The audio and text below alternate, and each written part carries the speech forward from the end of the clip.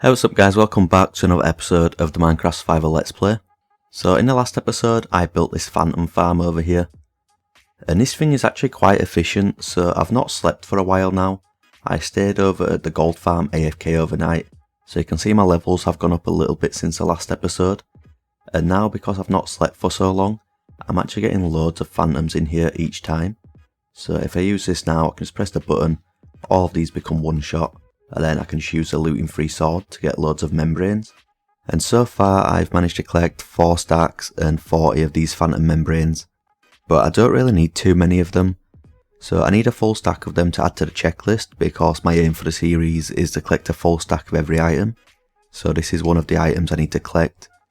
But there's not really too much use for the rest of them. I can make some slow falling potions, but I don't use them very often at all. And I can also repair my elytra, but I've got mending, so I don't need them for that. So I don't really know what to do with them, but I'll just go put them in the storage room, and then if I ever need them, I've got them. So there's a couple of projects that I want to do today, but before I get on with them, I just want to show what I've been doing in between episodes. So it's not really too much, but I've started a new project, and it's actually one that I had on the old world. So this thing's right next to the farming district, and it's just going to be a 128 by 128 area, which is going to fit on this map here. So I'm going to flatten all of this out, and the reason I'm doing this is so I can do some more map art. So I did this on the other world. I asked for like suggestions for things I could build over on TikTok, and then everyone got like a 8 by 8 area. So the plan is to have loads of different individual little pixel art things.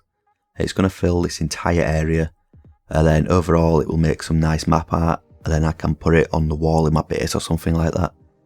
So I thought it was looking quite good on the other world, but then the world got corrupted. So I just want to do that again. I think it'll be a nice project to work on. But yeah, this is going to be quite a big project. It's going to take me probably a few more days to get all of this flattened out. And then I'm going to have to do all of the individual pixel art things one by one. So it's going to be quite a few months before this thing is finished. But I just thought it'd be nice to work on this again. And the reason I've decided to build this now is because I got the wool farm up and running a few episodes ago. So now I've got all of the different colours of wool, and that's going to help a lot doing all of the pixel art. But anyway, onto this wool farm. It's actually something I wanted to work on a little bit more today. So I got this finished 2 episodes ago, but I never actually got the storage room finished. So if I come down here, each of the different sections just has one single chest to collect all of the wool, and I want to get a proper storage room in place today. So the main reason that I didn't do the storage room for the wool farm when I built it, well, there's kind of 2 reasons. One, I just kind of run out of time. But the other reason is because I didn't have enough iron to make all of the hoppers. So I stayed AFK over there a little bit more to get some iron from the iron farm. But I also thought that I might as well use fortune on some of the iron ore that I've got. So I got this when I did the 12 hours of strip mining. And then I've also done a lot of big digging projects as well where I've got some more. So I just thought I'd dig some of this out and use some fortune. And then I can smelt it up and get a lot more iron that way as well. But before I do that, I might as well just come down here to the checklist room. So in the mob drops chest here, you can see that I've got these 6 phantom membranes that I put in there in the last episode. And now I've got another 58. So that's a full stack of phantom membranes, and that's checked off the checklist. So now I can get on with mining this tower with the fortune free pickaxe that I've got here. And I've actually already got a little bit of iron in these shulkers. So this is all of the stuff that I had down in the storage room, plus I used the iron farm a little bit more, so I've got this stuff, and then I've got some raw iron as well. I still need to smelt this down, and then I've got all of this, so hopefully this is going to be enough to do the storage for the sheep farm or the wool farm, but if not, I do have another full shulker box of iron ore, so I should have enough to finish it in this episode.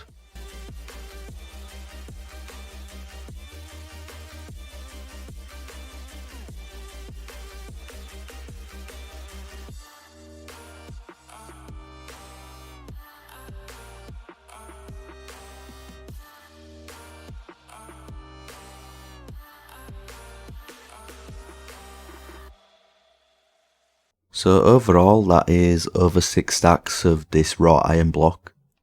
So what I'm going to do now is just start smelting all of this down. So I've got to turn it back into these raw iron things. And I'm going to shove them in here. And I've showed this before on camera, but this is the super smelter that I've got. it should spread all of them out this time around into all of the furnaces. It's still going to take quite a while for all of these to smelt just because there's so many of them, but I'm going to smelt it all down into just regular iron ingots, and hopefully this is going to be enough to make all of the hoppers that I'm going to need.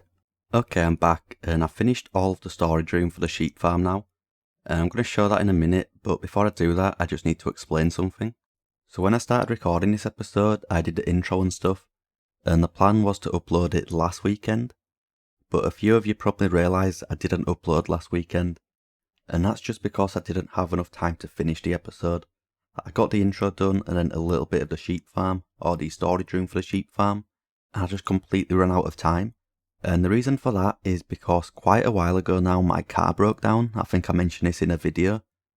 And last week I finally managed to get a new car, and I just spent most of the week trying to get insurance and stuff. I had some issues with that. But I finally managed to get it sorted, but that's where all of my time went last week. So what I'm going to do with this episode is just upload it a week later instead. So it's going to get uploaded on like Saturday or Sunday. It should have been uploaded the week before, but now you know why it wasn't uploaded then. So it's just going to be a week late. But now I've explained all that, I can show this project off. So this is the entrance here, it's just a big sheep's head. I had the same entrance on the last world as well, but I just used white wool this time instead of the multicoloured. I probably will change that, I think it looks better when it's got all of the different colours. But for right now, it's just a big white sheep's head. And if I go inside the mouth, I can go over here, and this is the way down. So I just loved how this thing looked on the other world, so I wanted to take a little bit of inspiration from it.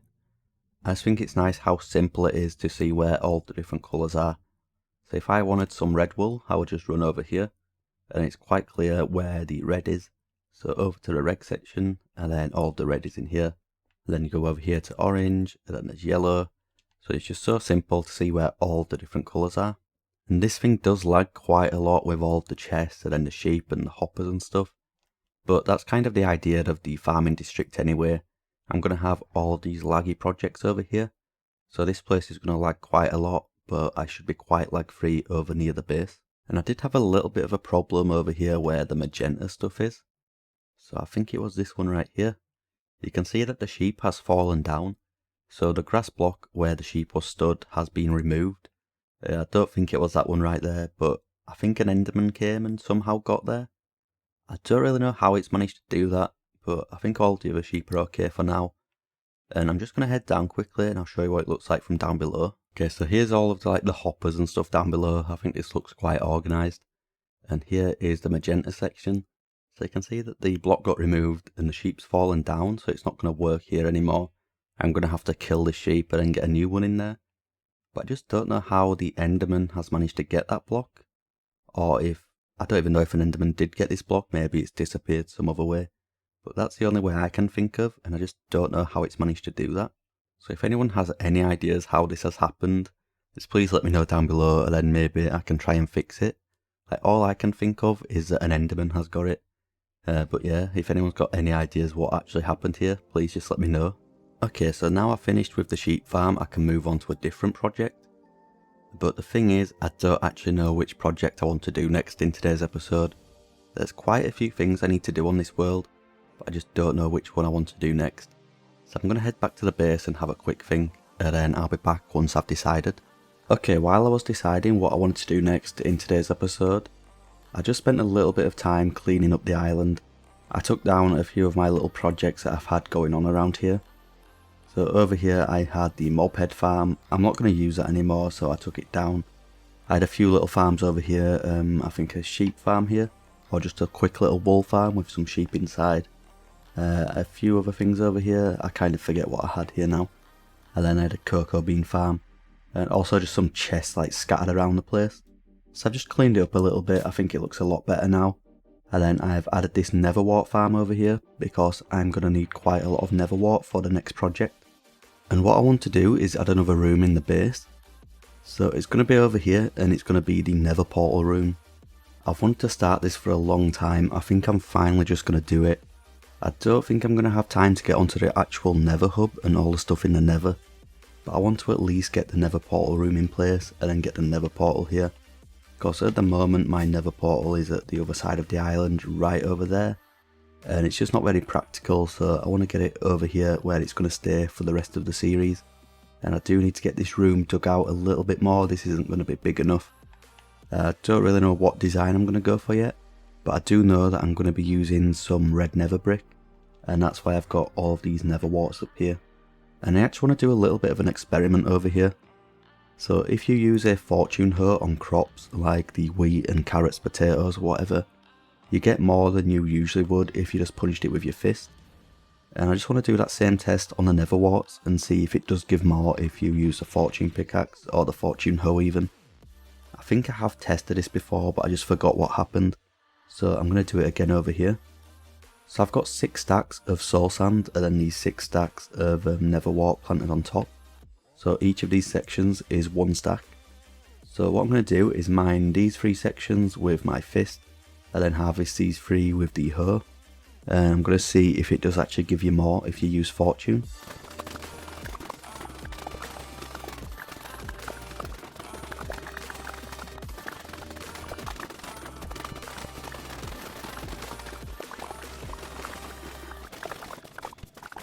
That was only a quick little experiment, but I've got the answer here. So over on this side I've got 9 stacks, and this is the stuff I harvested with my fist. So it's just below 9 stacks there. And then over on the other side, this is the fortune stuff, and there is 13 stacks and 38, so like 4 or 5 stacks more than on the other side. So it's definitely better to use fortune on these, and you can also harvest it a lot faster as well. Okay, so now I can get on with the nether portal room. I don't really have any designs in mind at the moment, but I think what I'm going to do is just dig this back a little bit because there's just not enough space in here. And then I'm going to go onto a copy of the world on a creative server and then just see if I can come up with any designs that I do like. So I'll come back on here once I've made a little bit of progress to show, and we'll see what I can come up with. Okay, I've almost finished this room now, and a few of you will probably recognise this. I did take a lot of inspiration from the portal room that I had on the other world. I tried coming up with some new designs and I'll actually show you one of them soon. But this is what I decided to go for. So I did take a lot of inspiration from the one I had on the other world, but I changed a few things as well. So you can see that I've changed the floor down below. I think I need to add a few more little red textures around here. Like before I had all of the obsidian, and I was just getting zombies and creepers spawn here all the time. So I've decided to change it up a little bit, and I do actually want to add some hidden lighting and stuff underneath. So hopefully this means that nothing can spawn down there. Because one of my rules for this base is to make everything completely spawn proof and don't have any torches anywhere. So every time I build a room I try to hide as much lighting as I can, or I'll use like half slabs and carpets and stuff, so no mobs can spawn in this base. I've also gone for a different roof design. So this is the underneath of the smithing tables. I saw somebody use this as a roof design a long time ago, and I think it fits in perfectly here. So I've got all the red and the black, and then this is red and black as well. So I just thought it fit in perfectly, and I think it looks quite good. So this is the room design that I've gone for. I just really liked how it looked on the other world, but I thought I could make a few improvements. I just really like how the red nether brick and the black stone look together. So I've gone for a similar design, but I've changed a couple of things, and there's actually something else that I'm going to change. So you might have realised that I've got some, I think this is soul flames or something, in each of these corners or on each of the sides. But over on these 2 sides here, I don't have any. And there's actually a reason for that. So I want to try and get a wither skeleton in each of these things. So I have tested this out and it does work, so I should be able to put a wither skeleton on each of these little platforms. And then if I put some black stained glass right in front in the middle, the wither skeleton can't get out. So that is the plan, and you can't really see the black stained glass either. So I'm going to do that a little bit later in the episode. I've got a couple of other things to do first. And there's just a couple of other things I thought I'd quickly mention about this room before I move on. So you can see that I've got these 2 rooms, so one on each side. So the plan is to have a little brewing station set up in here. And then over on the other side I'm going to have quite a big nether wart farm, I think. It's not going to be automated or anything like that, or semi-automated. It's just going to be a standard one. But I think it's going to be quite big in there. So these are the plans for the 2 rooms on the side. And then I thought I might add some extra mobs down below. So I'll have the wither skeletons over there. And I thought maybe I could add some zoglins over here or something. So I'm just going to go and get some mobs from the Nether. Probably not today. I'm going to get the wither skeletons today. But I'm going to get some other mobs and then just put them down there. I don't really know which ones I'm going to get yet, but I just thought it'd look cool if I had some down there. Okay, so I thought I'd show next something that I don't really show too often in my videos. So every time I'm trying to design something for my survival world, I always make a copy, and that's what I'm on now. So this is just a copy of the world, and that's why I'm on creative. And I always try to come up with a design in creative, and I usually come up with like 2 or 3 different ones, and then choose the one that I like the most. And that's what I've done again this time. And I actually like this design over here, but it just wasn't going to work out. So you can see that I went for the same colour theme here with the red nether bricks and the black stone. And I do kind of like how this design came out, but I think I could have made it a lot better if I had more room to work with. So what I was going to do is I've got 3 sections here, so you can see 1, 2, 3. When I built it on my survival world, I was going to have at least 5 of these sections, so it was going to be a little bit longer. And I was also going to try and make it taller, but unfortunately this is where the roof ends. So you can see through here, this is where the grass is. So this is as tall as I could possibly make it, and I just didn't think it was tall enough. If I could go a little bit higher, I think I could have made it look better. But this is the reason that I decided not to build it on the survival world. But if anyone else is looking for nether portal room designs, I think this one is quite good. I just couldn't really make it work on my world. But I think if you put a little bit more time into it and had a little bit more space to build, you could definitely improve this and make it into a nice little room. Okay, back over onto the survival world. I'm going to try and get these wither skeletons now. So I've got a little bit of a rail set up, and this goes back to the nether portal. And then on the other side of the nether portal in the other world, I've got some more rails that go down to the room. And then hopefully it should take the wither skeletons exactly where I need them. Okay, I've got a wither skeleton following me here. So what I'm going to do is run back to this little dirt hut thing. And then if I place a minecart here, he should get trapped in there. He actually sits down in there. I wasn't sure if he was going to sit down or stay stood up. And I'm going to name tag him because I think if he goes through the nether portal into the overworld, there's a chance he'll despawn. So I'm just going to name tag him. And then if I press the button, I think he's actually going to hit me on the way past. So I'm going to hit the button and then try back away. And it didn't actually do it. I think I need a block behind the minecart. Okay, I managed to place a block behind him. So now if I press this, he should go forward. And he's going to go all of the way over to the nether portal. So this rail isn't that long, but it goes to the nether portal down here. So I think he should just be sat in there, and then I can break the minecart. And then he should end up on the other side, so I can break the minecart like this, I think. And he goes straight through the portal. So now if I go through the portal, he's probably going to do some damage to me on the other side. And he's actually got out of where I wanted him to go. Oh, this is a bit of a mess here. If I break this, he should be stuck in this corner. So now I can just place a minecart over here, and I should be able to get the guy in the minecart. And I actually got a wither skull somehow. I don't remember getting that, but I must have got it from one of the withers that I killed over there. So if I put this down, he ends up in there. And then I can just press the button, which is on this side. And it should take him off all of the way to where I need him. So there's quite a big rail going all of the way around the island pretty much. Over here. And then down into the nether portal room, which is over here. So if I come and stand here, he should come down in like 5 or 10 seconds. So apparently it needs to be in like simulation distance or it won't travel on the minecart. So I just had to go back over there, and now it's heading down fine. It looks like everything's working. And it should go right into the place where I need it, over here. So now what I'm going to do is just cover it up with glass for now. So if I put some glass here and some glass here, it definitely can't get out of this. Okay, so I'm just hoping that when I break this minecart, it's not going to like jump out to the side or anything like that, and it's just going to stay stood in the middle. So I'm just going to risk breaking it right now, and it's done exactly that. So all I've really got left to do is to destroy the rest of the stuff around it. And I'm going to put some black stained glass right here. So a pane of black stained glass. And I actually placed that, and you really can't see that much at all. And then I can break this. And then the rails underneath the feet, and I didn't mean to hit it. So I break the rails. And then I think that's everything done, so it should be stuck there. I hope it moves back to the middle. I didn't mean to move it to the side there. But anyway, now I've done the first one, I'm just going to go ahead and get the second one off camera. And I'll be back once I've done that. And there we go, both of the wither skeletons are now in place. And this was actually a lot easier than I thought it was going to be. I was expecting this to take like an hour or two to get both of them. But it took like less than 20 minutes combined.